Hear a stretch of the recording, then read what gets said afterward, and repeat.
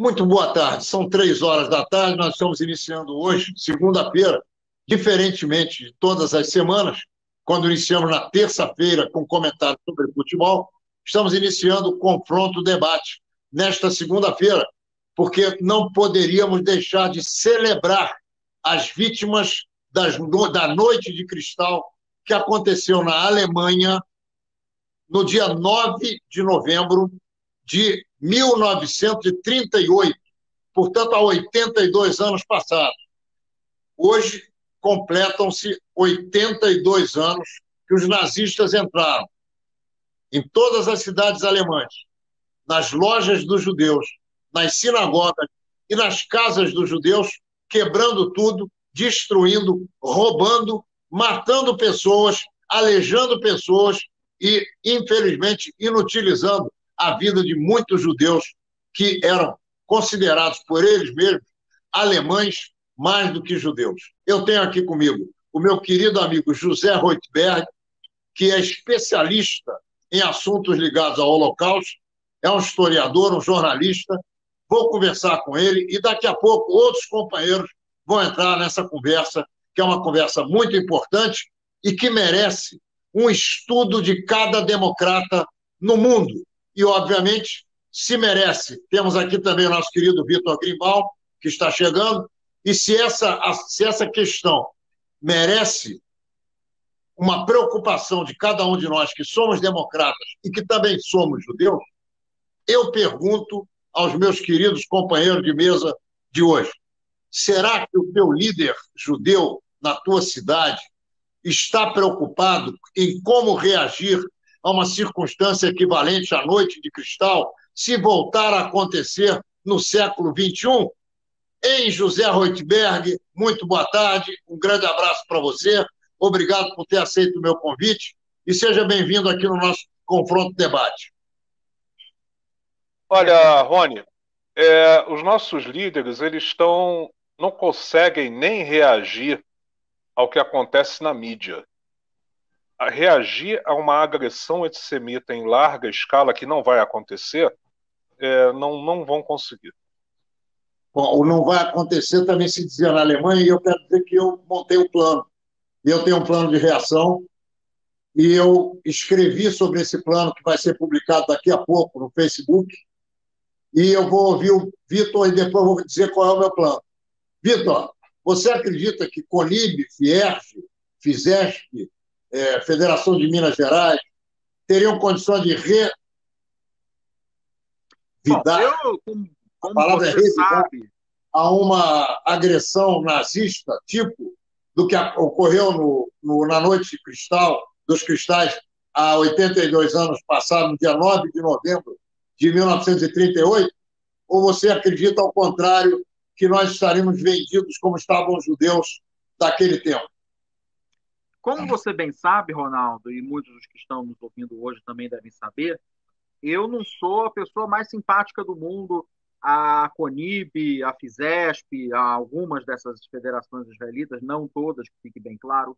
Eu não sou muito simpático a eles por questões pessoais e questões que eu já venho testemunhando nesses últimos 21 anos que eu tenho uma atuação, uma militância dentro da comunidade judaica. Isto colocado, eu acho que a gente também deve colocar uma outra ponderação. Eu não vejo, de forma alguma, qualquer coisa sequer parecida em intensidade sendo possível de acontecer dentro da comunidade brasileira e mesmo dentro de qualquer comunidade judaica do mundo hoje. Você estava dizendo que a coisa não. Você não acredita, e o Zé também não, diferentemente de mim, que isso não pode acontecer nem aqui, nem em lugar nenhum, com essa extensão. Não, deixa eu esclarecer uma coisa, Ronaldo.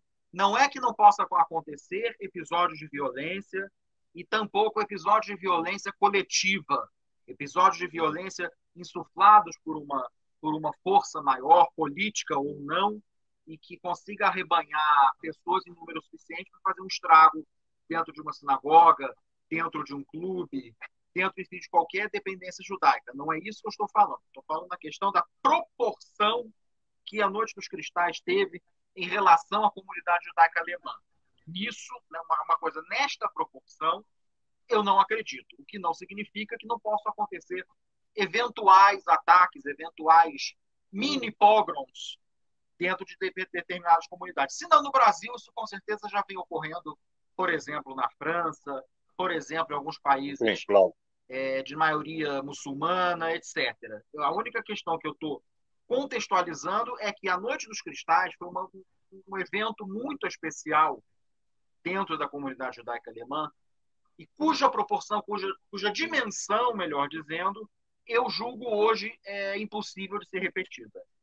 Olha só, minha gente, vocês sabem que eu fui presidente da Federação Israelita do Rio de Janeiro e a gente combatia aqui nas ruas. O Zé é testemunha e também ator desse circo, assim como eu. E eu tenho uma ideia que me ocorreu hoje quando eu comecei a escrever sobre esse tema que tem me assaltado já há algum tempo. Em primeiro lugar, guerra se combate com guerra. E nós sabemos que para se chegar à paz, muitas vezes é preciso fazer uso de guerra. Como já dizia Maquiavel. Só para Maquiavel dizia, vis pacem para bellum. Né? Se quer a paz, prepara-se para a guerra. O que eu quero dizer é o seguinte, para terminar rápido com esse tema inicial. A inteligência judaica, que não tem sido tão inteligente, ela precisa localizar onde estão os grupos antissemitas, nazistas, que existem em cada país.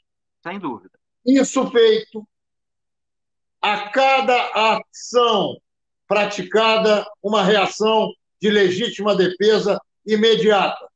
Queimou uma sinagoga? Onde é que os caras se reúnem? Vamos lá queimar aquela porra. É assim que tem que funcionar. Agora, é preciso ter a liderança com beitzim, que é a tradução em hebraico de ovos, que ficam dentro dos testículos. Ou melhor, são os testículos que ficam dentro do saco. É preciso isso para não permitir que se faça como se fez. E se tivessem feito isso naquela época, ao invés de entregar judeu para livrar a cara de meia dúzia de familiares, talvez a resposta tivesse sido outra. Bom, mas aí nessa questão, Ronaldo, me permite levantar apenas uma questãozinha rápida. Aí já não vou mais entrar em questões de proporcionalidade do que aconteceu na Alemanha, do que pode acontecer no Brasil. A única questão é a seguinte: nós estaríamos preparados para fazer uma ação dessas que, pelo fato de vivemos em um país democrático, sob um regime de leis, um regime constitucional, esse tipo de reação é proibida? Deveria haver uma colaboração maior por parte das entidades judaicas com a Polícia Federal, que é o órgão legal que faz esse tipo de coisa. Tem que ser colocado à disposição para isso.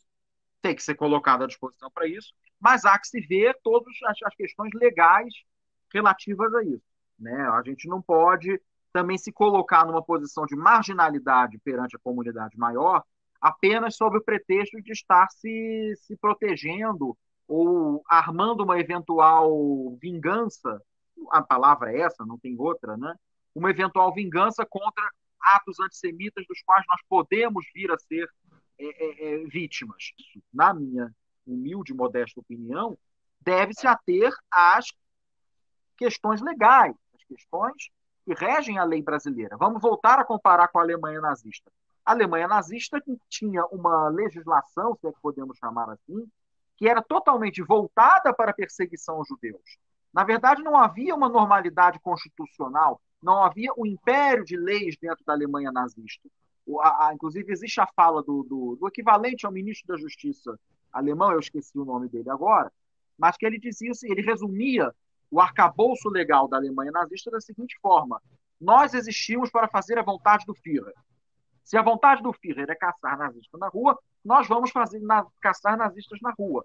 Tanto é assim que nenhum dos responsáveis pela Kristallnacht, pela Noite dos Cristais, foi posteriormente punido pela justiça alemã. Compreende? Então, existe essa diferença fundamental entre Brasil de 2020 e Alemanha de 1938. Eles eram protegidos pela lei. Os judeus não existiam. Eram sub-humanos. Eram tratados como... Um gato tinha mais proteção da Eu lei queria alemã do que um deixar judeu. a minha posição aqui, para não ficar parecendo que eu sou maluco, hein? Tudo que eu falei se refere a um sistema de exceção. E essa hora do sistema de exceção, quando se acontecer de virem leis que extrapolem as leis da democracia e se transformem em leis antijudaicas, nós não temos outra alternativa em não começarmos a nos transformar em tão marginais quanto os outros, que nos atacam. É disso que eu estou falando. Se não existe mais normalidade, se não existe mais nada, é cada um por si. Mas nós não estamos cada um por si, eu concordo inteiramente contigo. Seria cada um por si se nós não estivéssemos pensando em nos preparar. Mas nós não temos preparo. Então, se acontecer, vai ser cada um por si, porque se continuar do jeito que está hoje, nada será feito. E você acha, Ronaldo, agora invertendo aqui um pouquinho os papéis, eu te entrevistando em uma pergunta, você acha que existe a perspectiva de acontecer uma ruptura no Brasil que chegue a este ponto? Acho. Você sabe, e o Zé sabe, que estão caçando judeus nas ruas de Nova York, nas ruas de Paris, nas ruas de Amsterdã, e não é nenhuma dificuldade que isso seja importado para cá. O primeiro judeu de Kippah que tomar uma porrada na rua, eu quero saber como é que a federação vai reagir, o que vai fazer. Mas muito gente... Olha só. Peraí. Não vai acontecer nada mesmo. Vamos ouvir o Zé. Olha só. A gente sabe que o establishment que anda com Kippah na rua, ele prefere tomar a porrada. Eles sempre preferiram tomar porrada. Eu já ouvi isso de rabino, até no evento que a gente fez em memória ao Alexander Lax, né, que é mais importante apanhar do que bater, que é melhor morrer do que matar. Então, Rony, porra, você tem a ver com o cara, porque você está falando que o ortodoxo vai tomar porrada na rua e que a federação tem que reagir, os ortodoxos têm que reagir. Nos Estados Unidos, alguns reagiram. Você sabe o que aconteceu? Você se lembra que teve recentemente aquele negro, né, que depois disseram que era maluco, que entrou num ceder de Pêssar lá com um facão na casa do pessoal daquele grupo Satmar da Hungria, ultra-ortodoxo da Hungria, saiu dando com um facão na cabeça de um monte de gente dentro da casa do sujeito. Sempre, né? Totalmente antisionistas. Um dos rabinos, um dos rapazes, um cara de 28 anos, pegou a cadeira e reagiu. Ele deu a cadeirada com as pernas no negão com o facão, o cara se assustou, largou o facão, terminou a agressão. Esse cara, até eu escrevi, foi um herói do povo judeu. Você sabe o que o grupo Satmar falou? Que ele não podia ter feito aquilo. Que ele não podia ter reagido. Que foi um erro dele ter reagido para salvar a família dele. E execrou o herói. Então, o cara que reage, que pra gente é um herói, para eles, agiu errado. Ele deveria morrer, porque é melhor morrer do que matar. É o que eles pensam. Mas olha só, Vitor, peraí. Zé e Vitor, nós temos usado a Menorá para desmistificar várias condutas de certos setores do judaísmo. Você, Zé, tem pesquisado e agora vai sair com a última, sobre caraítas, sobre samaritanos, sobre ortodoxos e sobre reformistas e conservadores. É o que você está escrevendo agora. Eu, você, o Vitor, o Joaquim, o Manuel e o Francisco, temos as nossas cabeças. E quem estiver no poder das nossas comunidades é que tem que determinar como essa coisa vai ser feita. Não é o ortodoxo religioso, ou o reformista, ou o Ronaldo Gonleves. O que eu acho é o seguinte, é que se nós não tivermos gente com vontade de tomar partido e reagir, nós estamos com os nossos ovos na guilhotina. Eu concordo contigo, Ronaldo. Em nenhum momento eu vou discordar de você quanto à necessidade de haver uma reação, principalmente uma reação absolutamente inesperada. Aí, pegando o exemplo que o Zé acabou de citar, o sujeito entra na sua casa com um facão no meio do Seder de Pêssego. O que você vai fazer? Você vai se deixar esfaquear? Não, você vai pegar a cadeira, você vai pegar a quiará, você vai pegar o que tiver à sua mão e tentar se proteger, reagir e sair correndo. Ponto. Isso é uma questão de salvar a própria vida. O Zé está falando que os cabeças dos Satmar condenaram esse rapaz por ele ter feito essa reação. Isso é um tremendo contrassenso à própria lei judaica, que prevê a preservação da vida acima de tudo. Eles estão colocando a questão de deixar martirizar, né, de Kiddush Hashem, é o nome disso em hebraico, de você se permitir ser vítima de um Kiddush Hashem, santificar o nome de Deus, se sacrificando a própria vida, ao invés de salvar a própria vida. Quem salva uma vida, salva o mundo inteiro. É também um ditado judaico. Então, eles estão preferindo o Kiddush Hashem ao Kiddush Hachaim. Eles estão preferindo o Kiddush Hashem ao Kiddush Hachaim, que é a santificação da vida. É a santificação da vida, da própria vida, da vida da sua família. E o Kiddush Hashem é exatamente o holocausto e o sacrifício.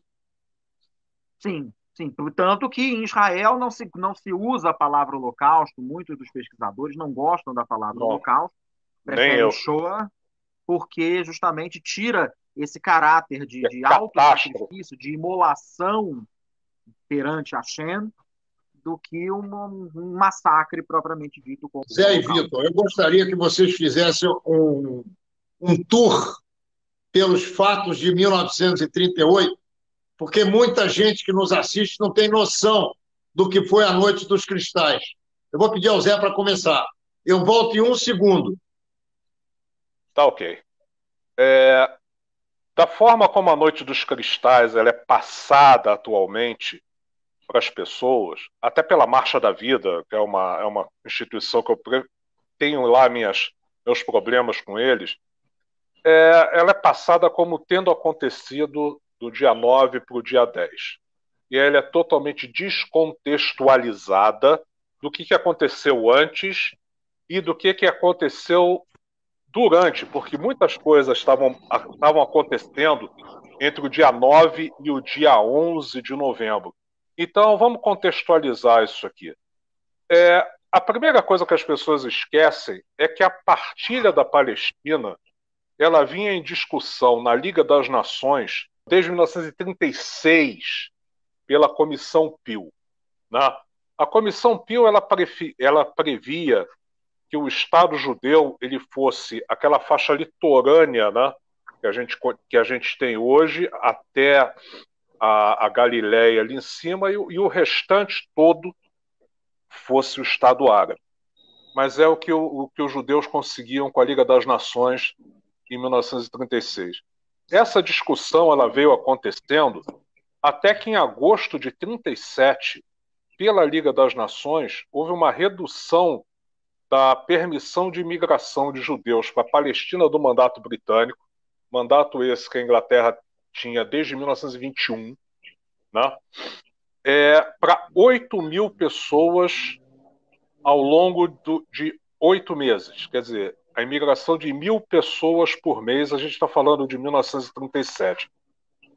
Por que é importante isso? Porque em 1937, milhares de judeus já estavam saindo da Alemanha. Né? Já tinha ido muita gente embora, porque o projeto inicial nazista não era o extermínio dos judeus, o projeto inicial nazista era a eliminação dos judeus da Alemanha. E fizeram isso como? De 1933 até 1938, foram 200 leis contra os judeus. Por exemplo, o Ronaldo falou da reação após a Noite dos Cristais. Existe um problema, porque quando chega em novembro de 1938, todas as armas que os judeus tinham já tinham sido recolhidas. Né? Os judeus foram obrigados, houve um desarmamento dos judeus. Né? E a gente tinha, em 1938, em novembro, pelo menos 50.000 homens judeus que participaram da Primeira Guerra Mundial.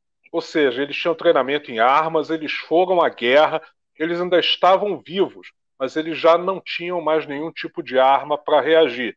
E não Zé, pegaram... um minutinho só. Não... Um minuto. Não tinham armas porque entregaram. Não esconderam.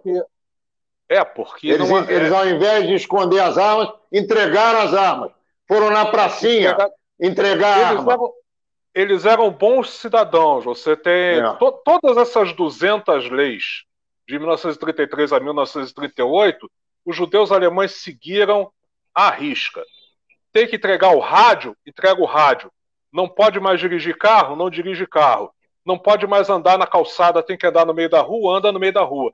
Eles seguiram todas essas leis, é o que eu não seguiria, você também não, o Vitor, sem dúvida, também não. Né? Mas eles optaram por seguir, e quando a gente chega lá em 1937, do 500 mil de judeus que havia inicialmente em 1933 na Alemanha, uns 180 mil já tinham saído de lá. E houve uma imigração forte para a Palestina. E os ingleses não queriam receber mais judeus alemães lá na Palestina, né? Porque também havia o problema da Inglaterra com a Alemanha. Né? Não estavam indo judeus de outros países para a Palestina, estavam indo judeus alemães. Né? Inclusive, houve um acordo, né, que os revisionistas do Holocausto chamam de cooperação sionista com o nazismo, mas é um acordo pela sobrevivência. Né? O acordo foi simples, vários industriais judeus pagando lá uma taxa, um deságio lá de 20% a 30%, conseguiram transferir seu maquinário industrial e o capital restante através do Reichsbank, que era o banco oficial da Alemanha, para o Banco da Palestina, que era um banco oficial inglês, e levar o seu parque industrial com os seus trabalhadores judeus para Israel. E isso foi o início da industrialização da Palestina do mandato britânico. Foi feita por judeus alemães que pagaram o que o Estado nazista queria para eles saírem e levarem os seus equipamentos industriais. Isso aconteceu, e os judeus não gostam de falar disso, mas se você vai a Tel Aviv, você vai ver lá no museu como é que começou a industrialização do Estado de Israel. Ele está lá com o pessoal que fugiu da Alemanha. Bom, quando a gente chega em julho, lembra que a gente estava em agosto de 1937, o tempo passa muito rápido. Né? A gente está vendo nessa pandemia que o tempo passa rápido. Em julho de 1938, acontece em Paris a Conferência de Evian. Você imagina que a gente já teve 180 mil judeus saindo da Alemanha, quase já chegando a 200 mil em julho de 1938, e eles vão para os mais diversos países. Então, esses mais diversos países se reuniram na França para saber o que a gente faz com esses judeus todos. E eles definiram, em uma semana, né, fechar todas as fronteiras à imigração judaica. Participaram dessa conferência 32 países. 32 países para os quais os judeus estavam indo. Por exemplo, países para os quais os judeus não estavam indo, né, não participaram porque não tinha esse problema. Né? Então, por exemplo, não participaram da Conferência de Evian a Alemanha, né, evidente, porque é de lá que os judeus estavam saindo, e é o que eles queriam: sai daqui, vai embora. Você não tem mais emprego, não tem mais como se sustentar, não pode ser mais servidor público, vai embora daqui. Né? Então, a Polônia não participou, a Tchecoslováquia, a Bulgária, a Iugoslávia, o Império Russo, ninguém saiu da Alemanha para ir para a União Soviética em 1938. Não existe um caso. Né? Para a Finlândia, para a Grécia, o Japão era isolado, a Itália, que era fascista, ninguém saía da Alemanha para ir para a Itália. Né? Então, os outros países, principalmente os das Américas, a Suécia também participou, eles decidiram, o Brasil participou, eles decidiram: olha só, as fronteiras estão fechadas para os judeus. Apenas a República Dominicana. É importante dizer que nessa conferência oficial da Liga das Nações havia 24 observadores. 24 não se chamava de ONGs ainda, mas havia 24 organizações observadoras. 15 delas eram judaicas. Então, por exemplo, a Aliança Israelita Universal, que era francesa, que teve a ver com a colonização, aquela outra do Barão Hirsch, que teve a ver com a colonização, o Fundo para a Palestina, que arrecadava dinheiro para fazer a imigração dos judeus para a Palestina, estabelecer as cidades e kibbutzim lá dentro do mandato britânico. E a representante da Palestina, judaica da Palestina do mandato britânico, era uma senhora chamada Golda Meir. Né? A Golda Meir foi participante da Conferência de Evian. E ela levou exatamente o Ben-Gurion e o Chaim Weizmann, que nessa época eles viviam na área alemã da Tchecoslováquia, né? Depois, alguns meses depois, vai haver a anexação da área alemã, que são os Sudetos, e o Chaim Weizmann e o Ben-Gurion, eles conseguem sair e vão para a Suíça, onde passam a guerra inteira. Então eles levam a mensagem, a posição oficial do Ben-Gurion, que era o grande líder sionista, e do Chaim Weizmann, que depois virou o primeiro presidente. Ben-Gurion, Golda Meir, Chaim Weizmann era a liderança. E essa era a posição oficial dos sionistas, que os revisionistas do Holocausto dizem que colaboraram com os nazistas. É o seguinte: tudo bem, podem fechar as fronteiras aos judeus, porque assim eles vão ter que ir para a Palestina, e isso o mundo inteiro vai forçar a Inglaterra a aceitar. Só tem um problema. Tá? 2 meses depois, em setembro de 1938, a Inglaterra, que eles queriam que fosse forçada, e a França, dão a Hitler o direito de ocupar a área alemã da Tchecoslováquia. E ali, 120 mil judeus, imediatamente após a Conferência de Evian, 120 mil judeus, agora sob ocupação alemã, dentro da Tchecoslováquia, eles deixam de ser cidadãos também, como todos os judeus da Alemanha deixaram de ser cidadãos em 1933. Né? Agora, vocês vão achar curioso. Eu ainda não falei de livro branco, né? O livro branco é de 1939, mesmo ano da invasão da Polônia. De 17 de maio de 1939, ou seja, alguns meses antes, 1º de setembro de 1939, se dá a invasão nazista à Polônia. A Inglaterra proíbe a imigração, fecha a imigração dos judeus à Palestina. A Alemanha fechar a saída dos judeus da Alemanha e da Áustria. A saída só foi fechada em setembro de 1941. Né? Até esse momento, os judeus podiam ir embora da Alemanha, podiam ir embora da Áustria, desde que tivessem visto. E aí entram todos aqueles cônsules, inclusive brasileiro, a Araci, o pessoal Souza Dantas, o Sugihara e outros. E a partir dessa possibilidade dos judeus saírem, é que atuam todos esses cônsules dando os vistos que os países não permitiam que eles dessem. E é uma coisa curiosa que eu sempre digo: os países eram signatários da Conferência de Evian e não deixavam os judeus receberem vistos. Os cônsules emitiam os vistos de forma ilegal. E quando esses vistos eram apresentados no carro do porto, os judeus entravam. Então, os países eles não impediam a entrada dos judeus que vinham com os vistos ilegais. Essa é uma coisa curiosa. Mas aí a gente vai chegar ao seguinte: se esquece o que aconteceu na manhã do dia 9 de novembro. Na manhã do dia 9 de novembro, havia uma outra comissão na Inglaterra chamada Comissão Woodhead. A Comissão Woodhead é que estava estudando a partilha da Palestina, que ia ser iminente, ia ser nos próximos dias. Só que, né, a Inglaterra ela rejeita o relatório da Comissão Woodhead. O governo inglês rejeita o relatório da Comissão Woodhead. Havia 3 mapas diferentes para escolher para a Palestina. Os britânicos rejeitam e a comissão ela entrega o relatório dela ao parlamento inglês e o parlamento inglês o publica na manhã do dia 9 de novembro de 1938. Então, eu não sei se isso afetou a decisão para a Noite dos Cristais ou não. Mas, por exemplo, a Inglaterra já tinha permitido a anexação dos Sudetos.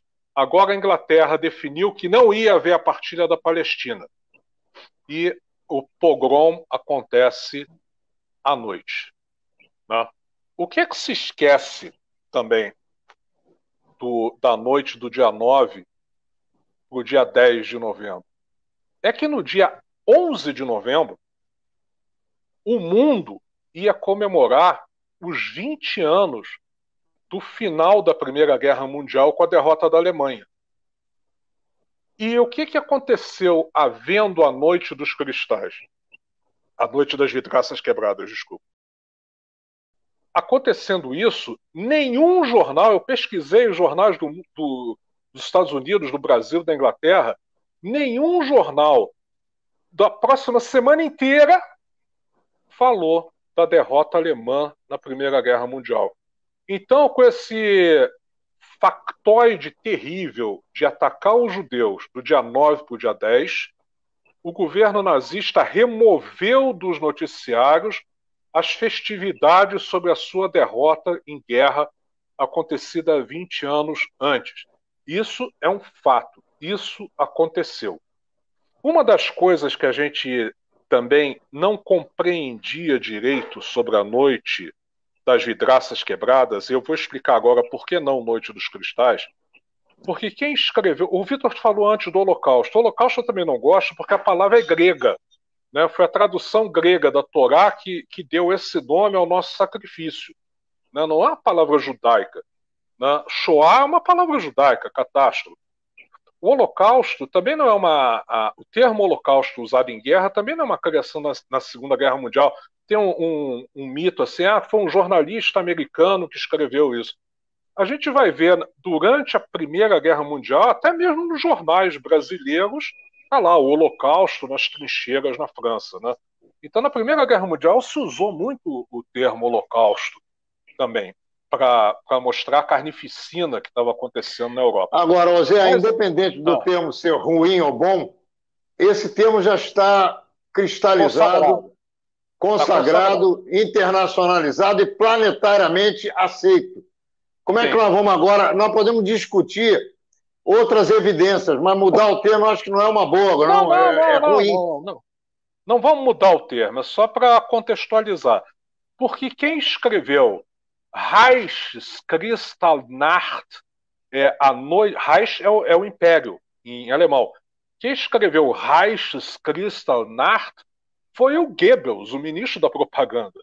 Então a gente usa o termo que a propaganda nazista usou para se referir positivamente ao que foi feito com os judeus, para a gente, né? É a Noite das Vidraças Quebradas. Existem livros mais antigos, escritos por sobreviventes do Holocausto, que os caras falam claramente Noite das Vidraças Quebradas, mas o Kristallnacht também, Noite dos Cristais também está consagrado, então você já falou que deveria, era aquilo ali. Quem dera que só se tivessem quebrado vidraças naquela noite. Sim. Né? Menos se quebraram a cabeça de muita gente ali. Racharam muitas cabeças. Eu vou fechar com o teu cadastro de alemães. Como os nazistas sabiam aonde estavam todas as sinagogas e todos os comércios de judeus? Na Alemanha, na Áustria e nos Sudetos, naquela área da Tchecoslováquia que foi anexada 2 meses antes. Ao longo de 1938, os judeus foram... Eu me lembro do Werner Nehrab, quando a gente entrevistou, ele contou isso. O Werner Nehrab tinha 16 anos de idade. E morava na Alemanha, em Berlim. Em Berlim, né? Então eu perguntei especificamente isso para ele, ele confirmou que ao longo de 1938 foram pelo menos 4 chamadas dos judeus às delegacias de polícia para fazer a troca de documentos de identidade. O que era a troca de documento de identidade? A letra J maior, a letra J menor, um campo do nome mudava daqui para lá no documento, mas o objetivo deles era a cada 2 meses. Era o censo. Um cadastro perfeito. Cadastro. Exatamente. Quem são os judeus? Desses censos, um detalhe dessas mudanças de documentação que eram impostas aos judeus é que todo judeu foi obrigado a mudar de nome, ou melhor, a acrescentar um nome. Na última. Que foi, então, todo judeu passou a se chamar Fulano Davi. E toda judia foi obrigada a se Israel, chamar Beltrana Sara. Israel. Ou Fulano Israel.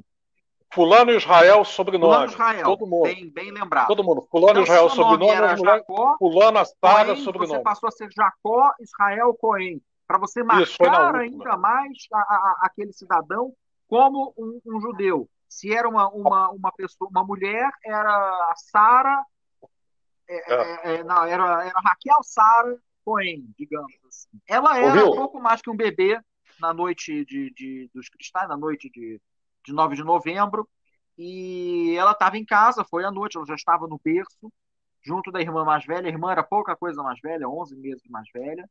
Estavam ambas as crianças quietinhas no seu berço quando a janela do quarto onde elas estavam recebeu uma pedrada e houve uma chuva de cacos de vidro sobre o bercinho delas.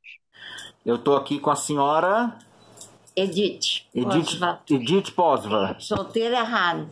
Certo. Qual é o seu nome de origem, seu nome hebraico? Judith, né? É. Ok. Quantos anos a senhora tem? 84. 84. E onde é que a senhora nasceu? Em Nuremberg, 1936. Perfeito. O que seus pais faziam da vida? Meu pai trabalhava com transportes e minha mãe não trabalhava. Era dona de casa? Era dona de casa. Eu e minha irmã estavam no berço. Sua irmã era mais velha ou mais nova? Mais velha. Mais velha. E os nazistas vieram quebrar os vidros da casa, caíram tudo no berço em cima da gente. A casa da senhora, a casa dos seus pais, era onde ele trabalhava também? Não, meu pai trabalhava com... Como é que fala, Beth? Com... Mecânico. Hã? Mecânico. Com transporte, é. Frete de Não, ele transporte. Fazia... Entendo. Mas assim, como é que os nazistas sabiam que naquela casa vivia uma família judia? Minha avó era judia, meu avô era judeu. Tem registros das sinagogas. Hã? Posso ajudar? Pode, claro, à vontade. Trazendo aqui, inclusive eu vou te mostrar também aqui. Essa é a filha da dona Edith, Elizabeth. E da Posva. Vou ajudar um pouco minha mãe para lembrar algumas coisas. Haviam registros, né, das sinagogas, etc. E que meus avós contaram que eles invadiram o apartamento.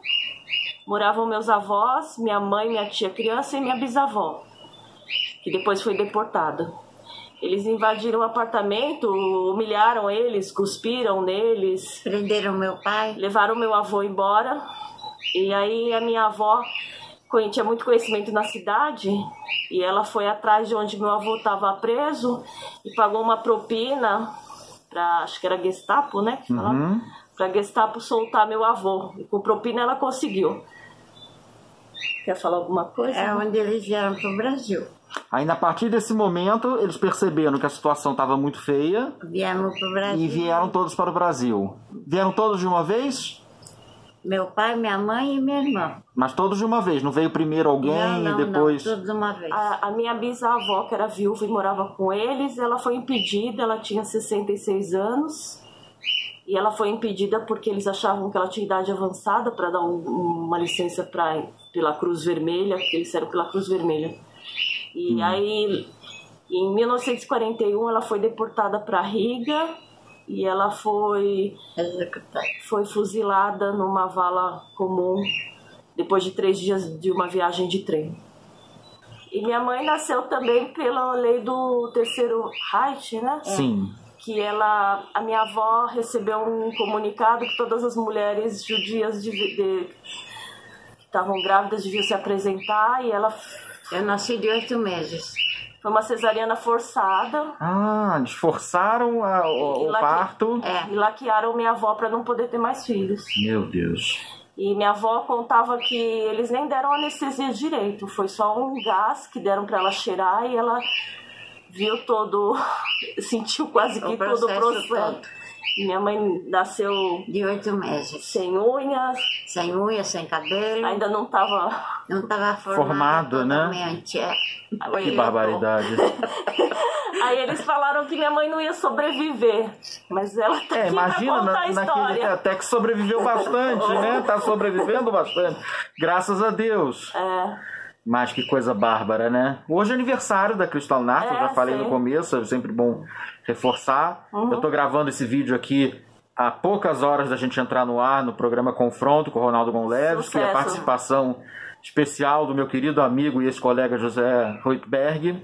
E vamos mais uma vez cumprir o nosso dever de preservar para as futuras gerações as memórias desse tempo tão bárbaro e que ao mesmo tempo parece tão distante, mas que aconteceu há tão pouco tempo, a ponto de termos aqui sobreviventes para contar a história em primeira pessoa, né? Meu pai foi preso. Sim. E minha mãe foi lá, agradou, deu uma propina, não sei o que, para soltarem ele. Graças a Deus ela pôde fazer isso, né? Quantos milhões de pessoas não puderam, infelizmente. Eles tiveram também a ideia de sair de lá, né? Eles procuraram entrar no primeiro navio, foi um navio italiano, eles entraram, e eu lembro que minha avó me contava que parou na França e a legião estrangeira queria confiscar meu avô, né? E o capitão do navio escondeu meu avô, porque minha avó ficou implorando que ela não sabia como chegar em outra terra sem o marido. E assim foi. E aí eles chegaram aqui e montaram a vida de novo. As histórias são sempre impressionantes, né? Elizabeth, Dona Edith, muito obrigado por dividir um pouquinho das memórias de vocês, da família de vocês, por mais doloroso que seja. Saibam, e eu acho que as senhoras sabem muito bem, o quão importante é tudo isso, né? Lógico. Um abraço a vocês. Pode tirar a máscara pra gravar o retrato da minha mãe? Pode, claro, evidente. Olha que linda. Um sorriso bonito da minha mãe. Apesar de tudo, ainda é possível sorrir, ainda é possível fazer planos. Ela tá chorando, ainda emocionada. É possível sorrir. E se é pra chorar, que se chora de emoção, né? Que se chora de alegria por ter tido essa vida tão maravilhosa no Brasil, ter tido filhos, netos, bichinhos, uma casa próspera. Bisnetos, ela tem bastante bisnetos. Pois é, né?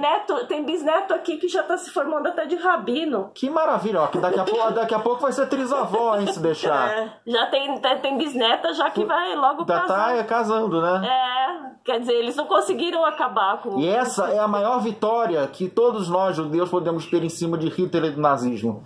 Am Israel Hai. Amém. Sucesso para vocês. É um depoimento muito emocionante.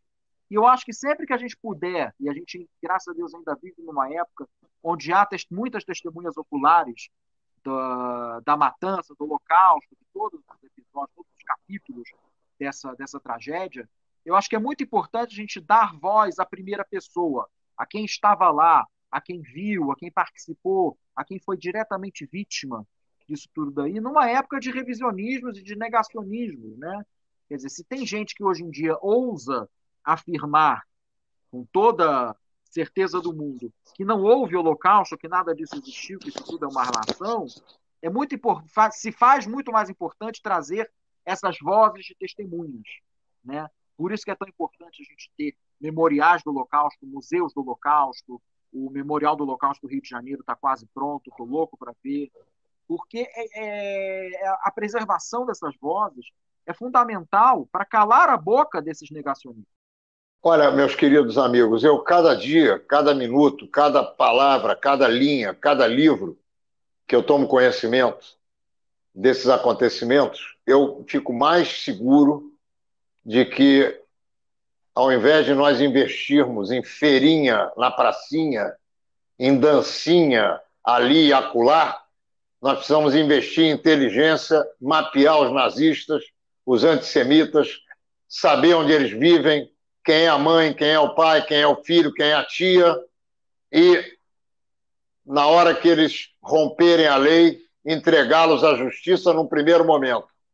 Se não resolver, acordar do seu sono milenar o nosso príncipe encantado chamado Talião.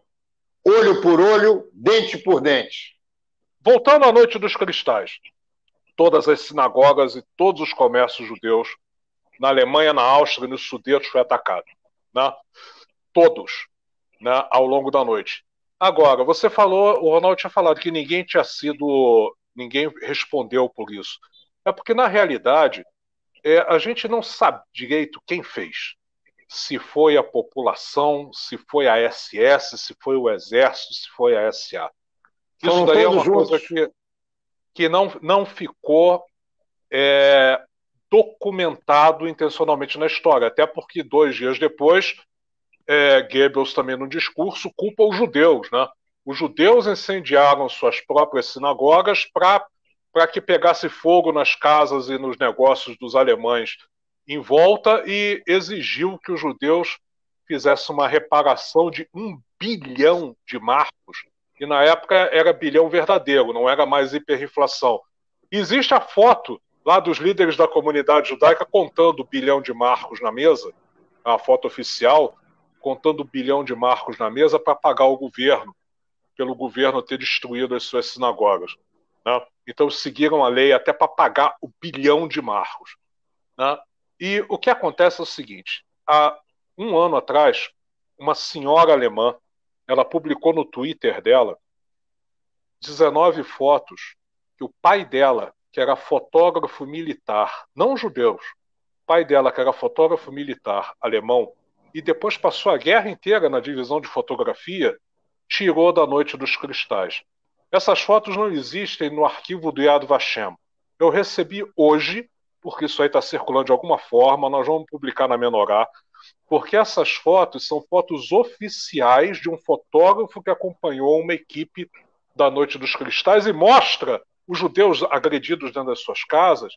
Tem uma foto de 2 homens, aí agora a gente pode dizer quem fez, da SA, porque são os uniformes marrons, eles têm o cap deles é diferenciado da SS do Exército, com um galão de gasolina, despejando dentro da sinagoga, outras fotos deles levando os livros da biblioteca da sinagoga.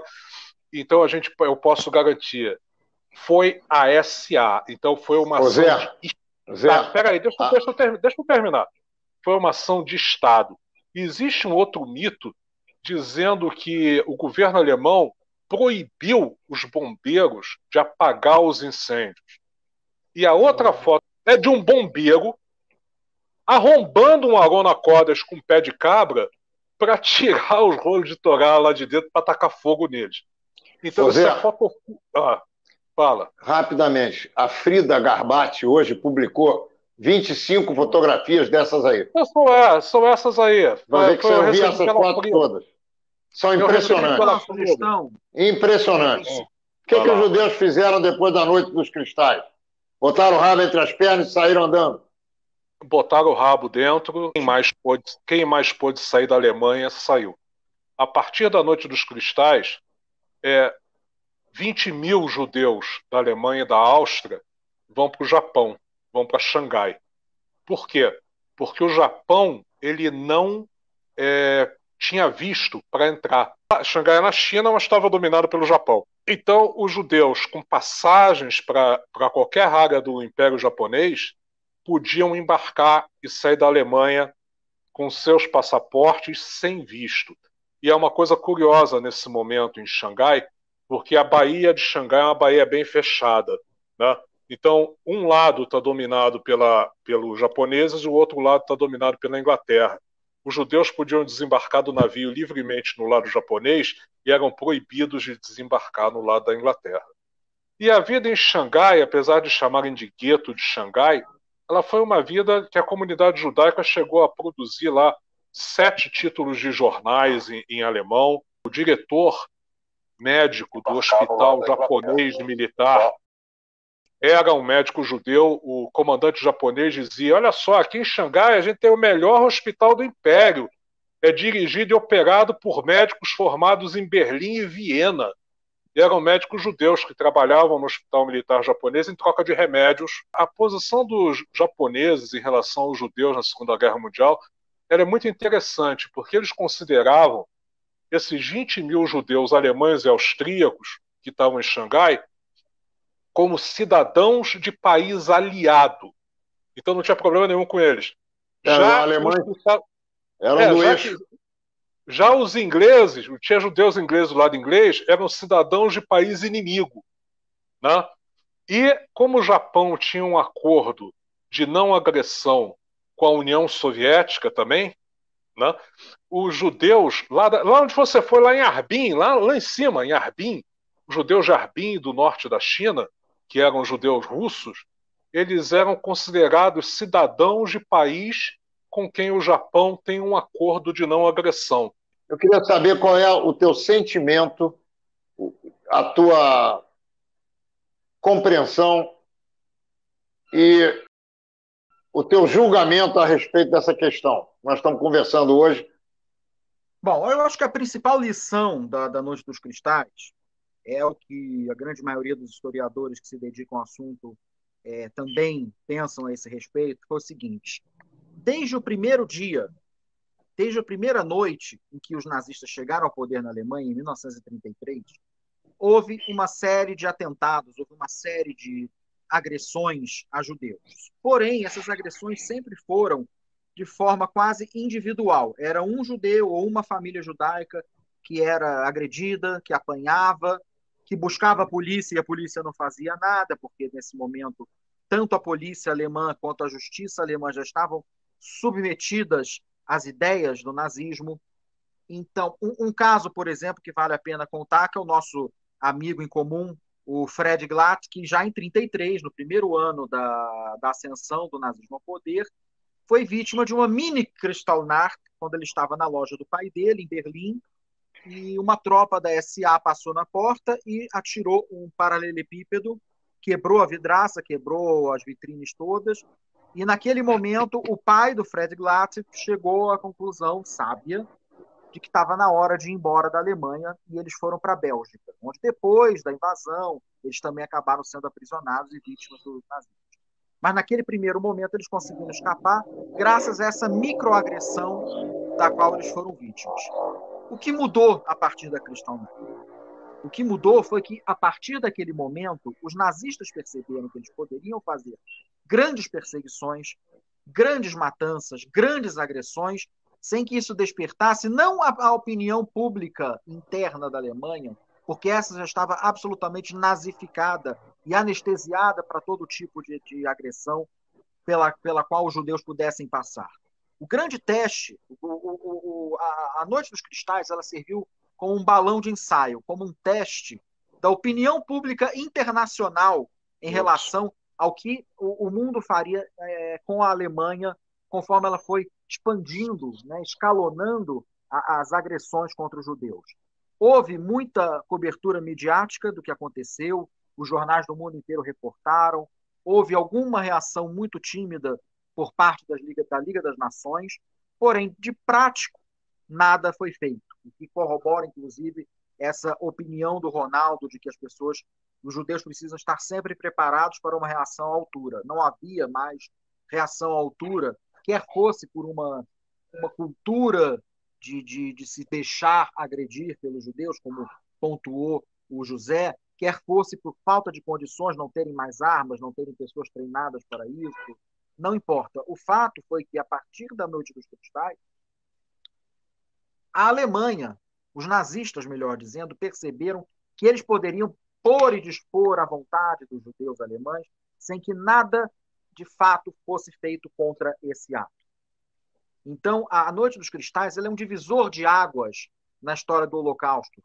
Embora ela seja um acontecimento pré-Holocausto, só se considera Holocausto, só se considera Shoah a partir de 1941, quando começa a ocorrer a matança industrial dos judeus.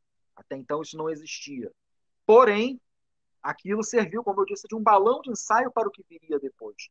Da mesma forma que o projeto Action 4, muito anterior à Noite dos Cristais, já de 1933, também foi um balão de ensaio do Holocausto, quando eles pegam os doentes mentais, os deficientes físicos da Alemanha, até mesmo os não arianos, como eles gostavam de dizer, e os colocam em câmaras de gás improvisadas. Aquilo também já foi um ensaio do que viria alguns anos mais tarde. Então é muito importante, quando a gente estuda a história do Holocausto, entender como cada degrau dessa escada foi sendo galgado um a um. Não houve um pulo, ninguém saltou 3 degraus. As pessoas iam de degrau em degrau.